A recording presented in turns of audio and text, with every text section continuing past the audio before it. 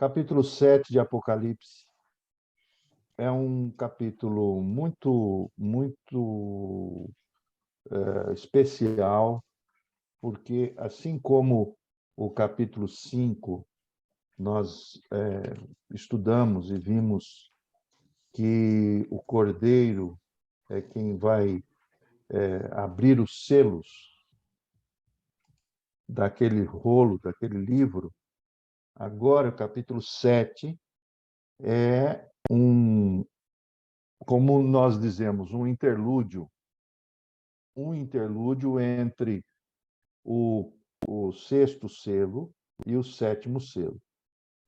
O sexto selo que foi aberto, apenas nos lembrando aí, nossa Bíblia nos traz aí no versículo de número 12, capítulo 6, e diz que quando abriu o sexto selo, quer dizer, quando o Cordeiro abriu o sexto selo, houve um cataclisma, ou houve fenômenos que envolveram todo o cosmos, todo o cosmos. Então, foi uma realidade fora do comum, fora daquilo que nós entendemos que seja o ordinário, a tal ponto de todos entrarem num desespero terrível, temendo, horrorizados, a ira do Cordeiro, versículo número 16, e é justamente o versículo 17, quando há uma pergunta retórica aqui, porque é vindo o grande dia da sua ira, quem poderá subsistir? Então, não tenhamos dúvidas que esse tempo será um tempo horrorizante, aterrorizante. Porém, antes de nós abrirmos, ou melhor, antes do Cordeiro abrir o sétimo selo, se vocês verifiquem capítulo 8, no versículo 1, diz: E havendo aberto o sétimo selo, então quer dizer, entre o sexto selo e o sétimo selo, nós vamos encontrar aqui um interlúdio, um, um espaço de tempo, se nós podemos chamar assim, dentro de uma realidade, dentro de uma dimensão eterna. Não é? E o que acontecerá? Acontecerá justamente aquilo que estaremos a ler aqui. Então, capítulo 7, do versículo 1 ao versículo 17, eu acredito que nós poderíamos ler de acordo com as etapas que nós queremos usar aqui, certo? Eu vou compartilhar a tela do meu computador e nós vamos perceber aí, vocês conseguem ver aí a tela, não? Sim. Sim. Então vejam aí, o capítulo 7, do versículo 1 ao versículo 17, quer dizer, o sétimo, o sétimo selo ainda não foi aberto, porque vai ser aberto no capítulo 1, capítulo 8, versículo 1. As visões da igreja vão formar um interlúdio em que os fiéis, os servos, os fiéis, os filhos de Deus, serão selados. Serão selados. E, como nós acabamos de ler, capítulo 6, versículo 17 diz: quem é capaz, não é? Quem poderá subsistir? Quem é capaz de ficar em pé?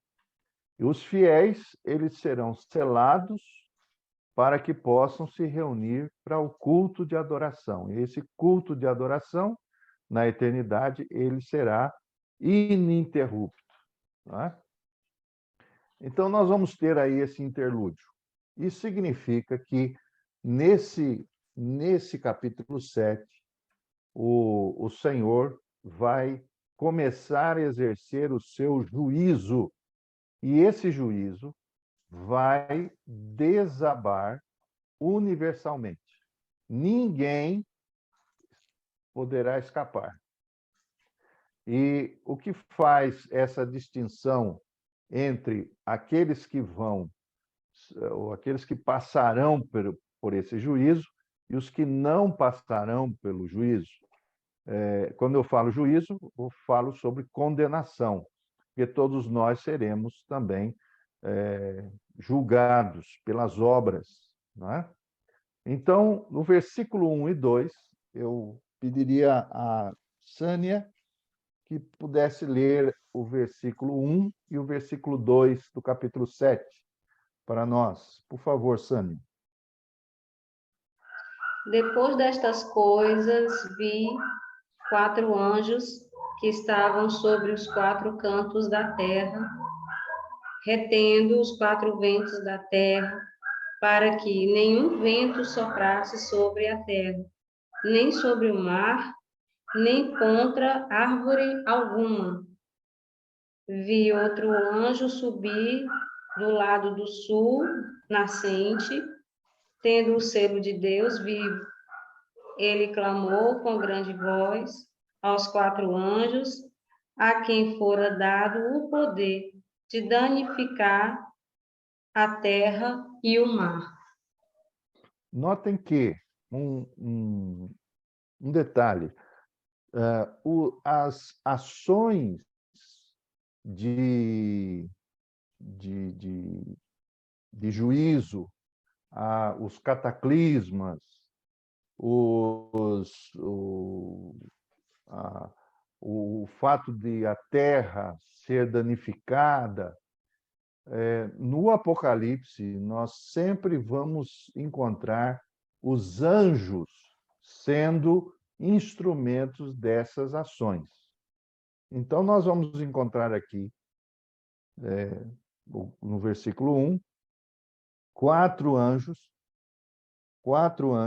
Esses 4 anjos, eles estão como que contendo, essa descrição aqui, contendo os ventos da terra, e há um 5º anjo, no versículo 2, que vem do lado do sol nascente, quer dizer, do leste, não é?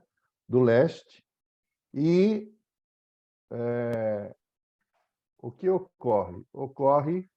Deixa eu ver aqui que tem alguém. Ocorre como que se fosse um estanque, como que se fosse um tempo onde esse tempo será, de alguma maneira, congelado. Não é? Esses 4 ventos, não é? A palavra número 4 aqui, ele tem uma simbologia, não é? Os 4 ventos, que são os 4 cantos da terra, eles estão também no Antigo Testamento. Se você olhar, por exemplo, para Jeremias 49:36, o que nos diz aí, Gilberto? Você pode ler para nós aqui esse versículo aí, Jeremias. Veja que os 4 ventos sempre estão nos momentos de Apocalipse, até mesmo profetizados no Antigo Testamento. Por favor, pode ler, é o que está na tela mesmo, por favor. E trarei sobre Elão os 4 ventos dos 4 ângulos do céu, e os espalharei na direção de todos esses ventos, e não haverá nação onde não venham os fugitivos de Elão. É uma profecia contra os elamitas, né? Mas o que chama a atenção aqui é a presença aqui dos 4 ventos, dos 4 ângulos do céu, e dá-nos a ideia das 4 os limites do tempo da terra. Zacarias também vai nos dar aí 2:6. A Sânia pode ler para nós aí, por favor, o que está em Zacarias 2:6? Está na tela. Olá, ó, fugi agora da terra do norte, diz o Senhor, porque vos espalhei como os quatro ventos do céu, diz o Senhor. Então, esses quatro ventos parece que são eles que dão a dinâmica, não é? A dinâmica da vida, a dinâmica do mundo, não é? E o Senhor Jesus também, nas palavras de Marcos 13:27, ele também fala sobre os quatro ventos. Ana Maria, pode ler para nós, Ana? É possível aí? Sí, Señor. Dice, y él enviará os seus anjos e ajuntará os seus escolhidos desde os quatro ventos, da extremidade da terra até a extremidade do céu. Muito bem. Então, nos indica aí que é por demais importante esse momento. Esse momento é um momento extremamente antes que os juízos de Deus comecem. Então, há uma parada, há um estanque, aqueles anjos que estão responsáveis pelos quatro ventos da terra, eles então vão ser segurados, não é? Versículo 2, veja aí, vi outro anjo que subiu da banda do sol nascente, que tinha o selo do Deus vivo, e clamou, versículo 3, dizendo, veja aí o versículo 3, Gilberto, faz favor, 7:3, pode ler para nós? O que este anjo disse aos outros, aos demais? Dizendo, não danifiqueis a terra, nem o mar, nem as árvores, até que hajamos assinalado nas suas testas os servos do nosso Deus. A palavra aí, assinalado, é a mesma coisa que selado ou marcado. E é como que se ele estivesse ordenando aos quatro anjos que não realizassem nenhuma ação, mas antes que eles esperassem até que os servos do nosso Deus, a palavra servos aí é a palavra doulos, quer dizer escravo, né? No seu sentido de que são servos que servem ao Senhor. Essa mesma palavra é usada pelo Senhor Jesus, também é usada por Paulo e tantos outros. E o que chama a atenção é a importância desse selo. Nós vamos ver, por exemplo, que essa palavra selo, ela é encontrada várias vezes, não só no Antigo Testamento, mas especialmente no Novo Testamento. Por exemplo, nós temos dois textos aqui, 2 Coríntios capítulo 1, versículo 21 e 22, e 2 Timóteo 2:19, nos dá o significado do que seja selo. A Sânia, pode ler o primeiro versículo aqui, 2 Coríntios 1, 21 e 22? Faz favor. Mas o que nos confirma convosco em Cristo e o que nos uniu é Deus, o qual também nos selou e deu o penhor do Espírito em nossos corações. Então, este selo que no Apocalipse, aqui, no versículo 3, diz que este selo é um selo que será colocado nas testas dos servos de Deus. Este selo aqui é a presença do Espírito Santo nos corações.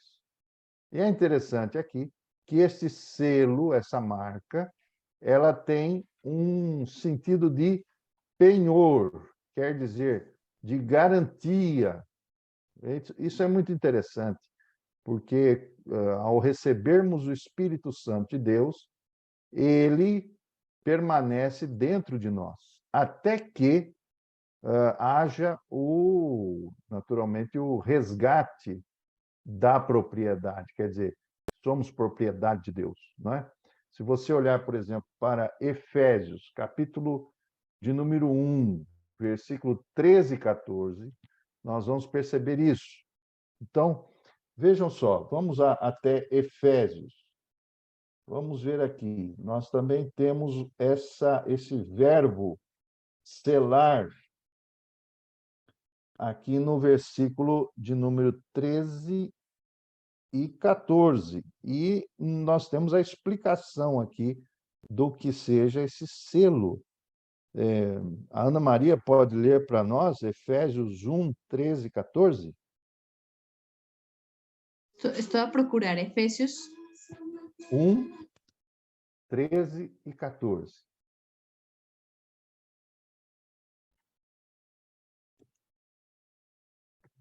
Efésios. Sim, Efésios 3, 1, 13 e 14. 13 e 14. Em quem também vós, depois que ouviste a palavra da verdade, o evangelho da vossa salvação, tendo nele também crido, fostes selados com o Espírito Santo da promessa, o qual é o penhor da nossa herança até ao resgate da sua propriedade, em louvor da sua glória.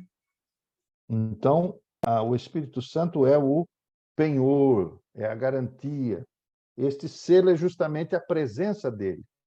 Se você olhar novamente para a tela que estou aqui a compartilhar, mesmo sentido quase é o que está em 2 Timóteo 2,19. Vou pedir ao irmão Gilberto para ler. Faz favor, irmão. Todavia, o fundamento de Deus fica firme, tendo este selo. O Senhor conhece os que são seus, e qualquer que profere o nome de Cristo, aparte-se da iniquidade.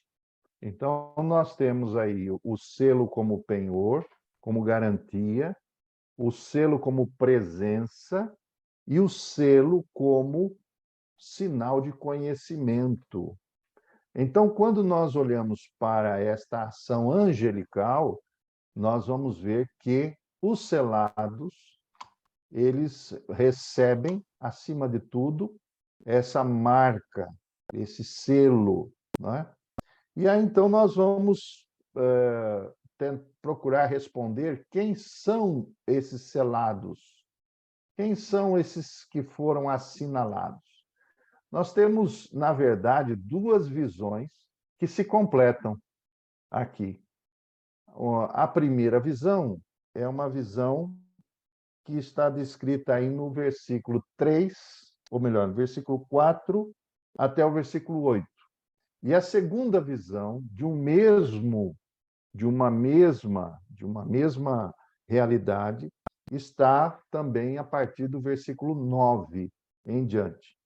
Então, eu vou pedir a Sânia, faz favor, Sânia, para ler capítulo 7 de Apocalipse, versículo 4, 5, 6, 7 e 8. Faz favor. 4, 5, 6, 7 e 8.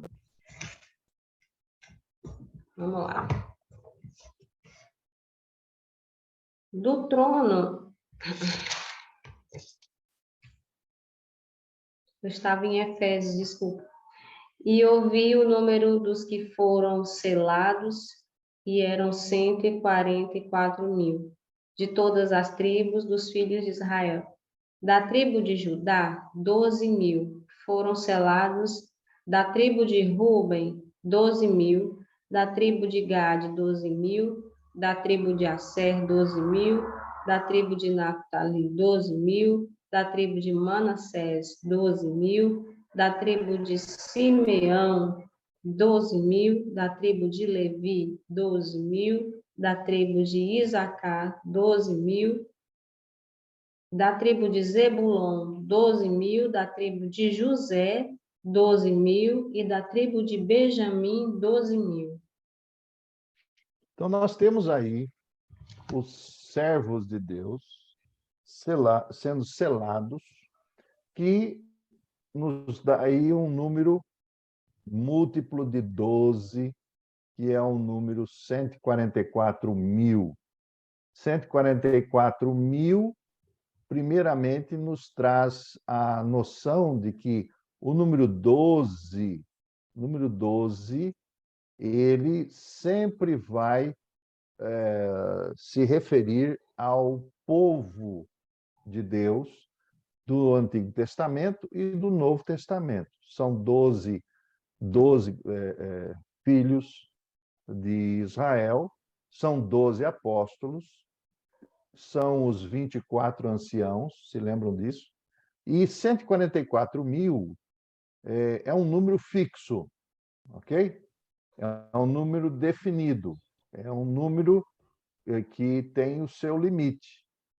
E é um símbolo, como nós colocamos aqui, um símbolo de toda a igreja fiel com o novo Israel. 12 tribos, vezes as igrejas dos 12 apóstolos, vezes 1.000.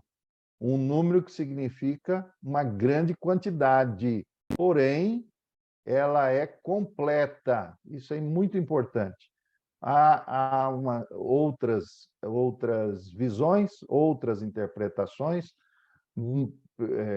mas aqui nós vamos perceber que a primeira visão ela vai ser uma visão fixa, definida, limitada porque Deus colocou o seu limite.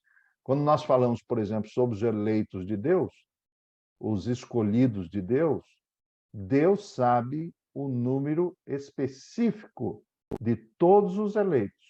Ele sabe o número destes eleitos, e esses 144.000 não significa, por exemplo, que serão salvos somente 144.000. Por exemplo, uma tendência entre os testemunhas de Jeová, das testemunhas de Jeová, é de que esses 44.000, eles irão reinar no céu, e o restante dos salvos estarão na terra. Isso é uma visão que não tem base, fundamento bíblico, mas é o que eles dizem, que eles afirmam. No nosso caso, nós estamos aqui a ver duas realidades. Essa é a primeira realidade. E a segunda realidade? A segunda realidade está a partir do capítulo 7, versículo 9, que é justamente a visão do número incontável, uma multidão incontável de todas as nações, tribos, povos e línguas. Então, vejam só, a visão dos salvos em Cristo é uma visão paradoxal. Isso é muito importante nós percebermos. É uma visão paradoxal. Enquanto ela é específica, porque possui um número específico de selados, de salvos, eleitos, ela, ao mesmo tempo, é uma multidão inumerável, que é impossível que, aos olhos humanos, venhamos a conseguir contar. Isso é justamente esse é o balanço, é a maneira como o Senhor se revela a nós. Por exemplo, uma das questões a respeito da eleição, nós sabemos que os eleitos são eleitos por Deus.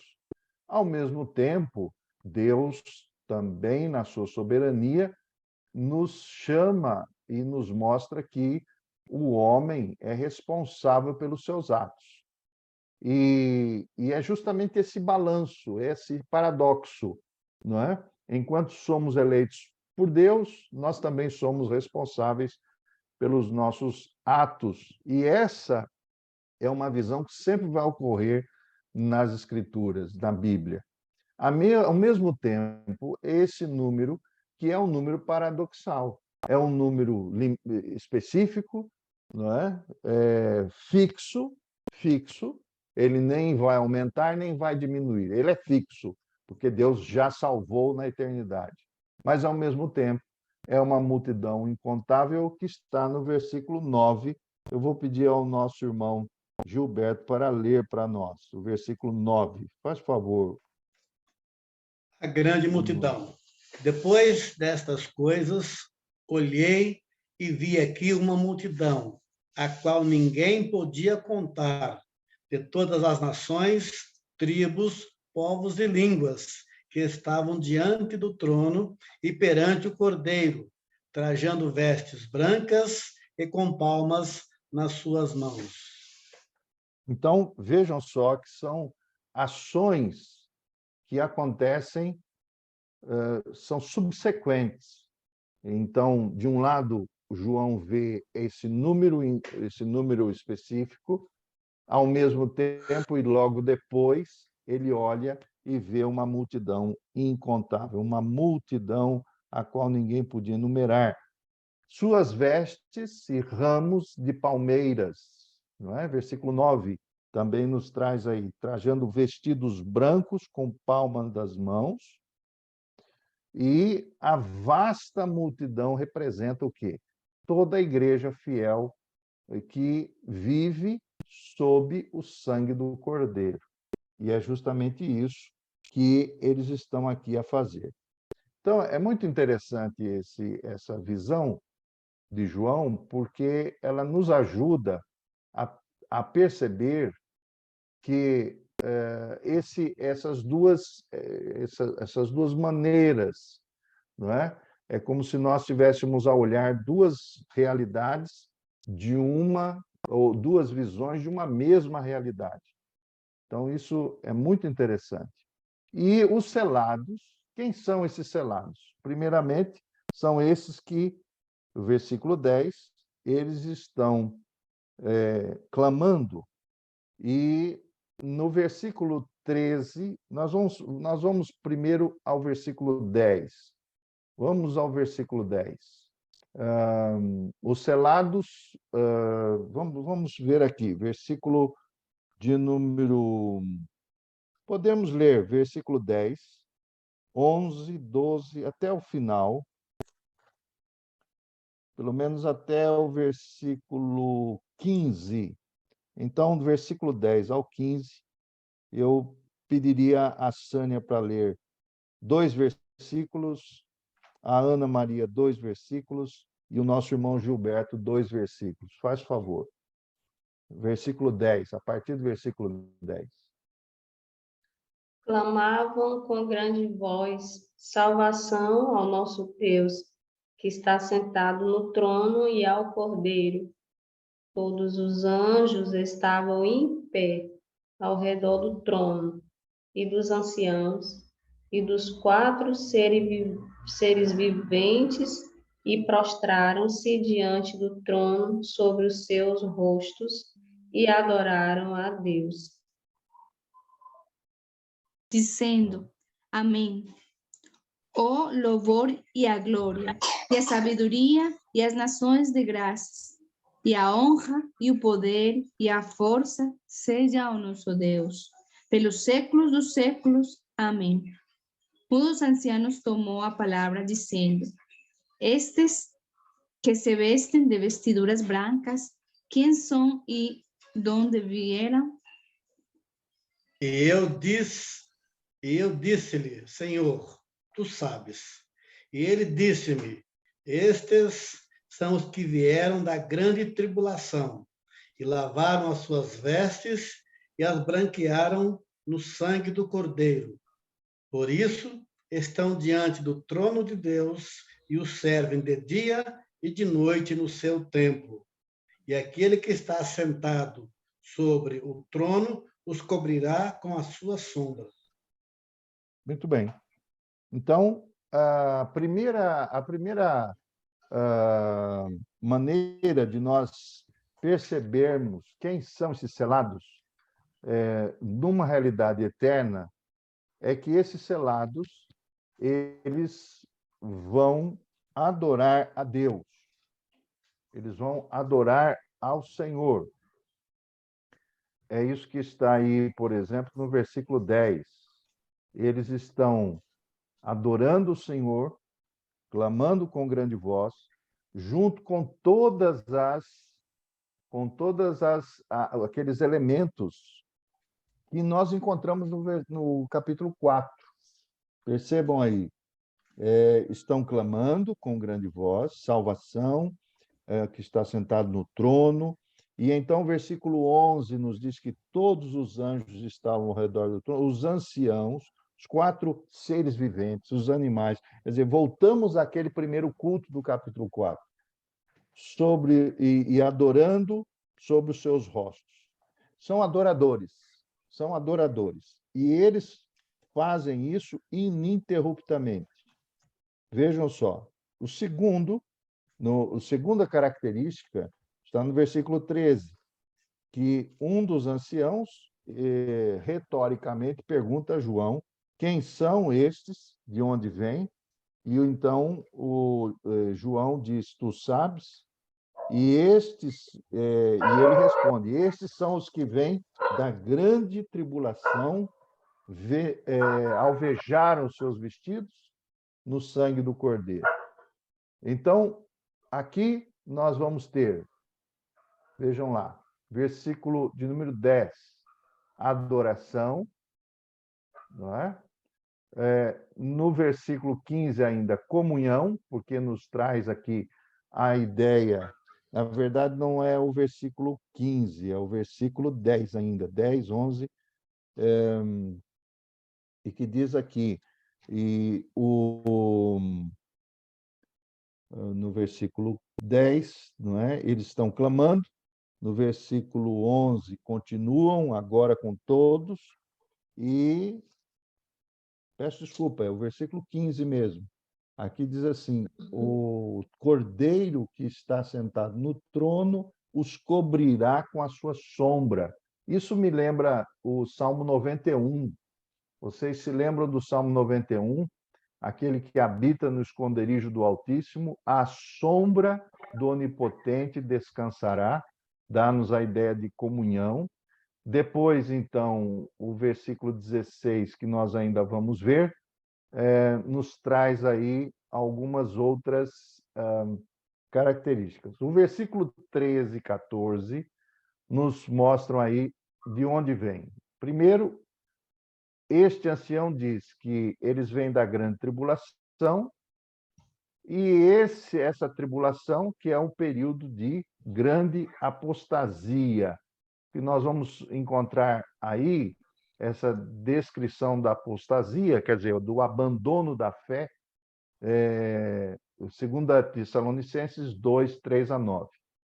Mas, falando sobre tribulação, nós temos 2 textos aqui muito pertinentes para percebermos aí essa questão da grande tribulação. Há várias pensamentos, ideias, interpretações sobre essa questão da grande tribulação, mas, na nossa concepção, essa tribulação ela faz parte desde quando o Pentecoste aconteceu. Por exemplo, Atos capítulo 14, versículo 22, nos diz que o objetivo dos apóstolos era confirmar os ânimos dos discípulos, naquela época, naquele momento, exortando-os a permanecerem firmes na fé, pois que por muitas tribulações nos importa entrar no reino de Deus.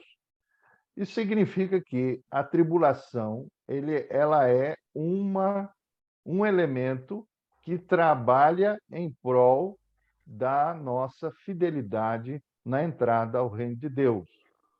2 Timóteo 3,12 diz que, Paulo diz a Timóteo, também todos os que piamente ou piedosamente querem viver em Cristo padecerão perseguições. Então, isso significa que a perseguição ou a tribulação, ela é uma situação permanente na vida de todos os que querem viver piedosamente. Muito importante nós pensarmos nisso. Agora, do ponto de vista da grande tribulação, que é uma tribulação muito mais forte do que a comum, chama a atenção de que nós, os cristãos de todas as gerações, vivenciaram uma tribulação de acordo com a realidade que eles estão a viver. Por exemplo, os judeus cristãos sofreram uma tribulação terrível, principalmente na época da invasão do ano 70, da invasão de Jerusalém pelos romanos. Já nossos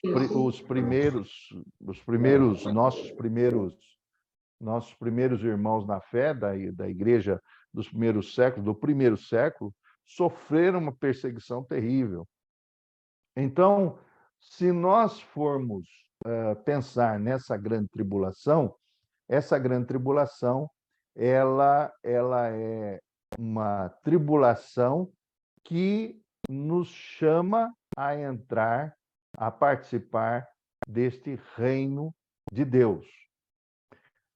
Então, é claro que nós podemos conversar sobre isso tranquilamente, mas na minha versão, ou na minha visão, e na interpretação que geralmente nós temos feito do Apocalipse, é que essa tribulação ela faz parte inerente da vida desde quando o Pentecoste aconteceu até a vinda de nosso Senhor. Segundo ponto é a identidade desses selados. E quando o versículo 14 diz que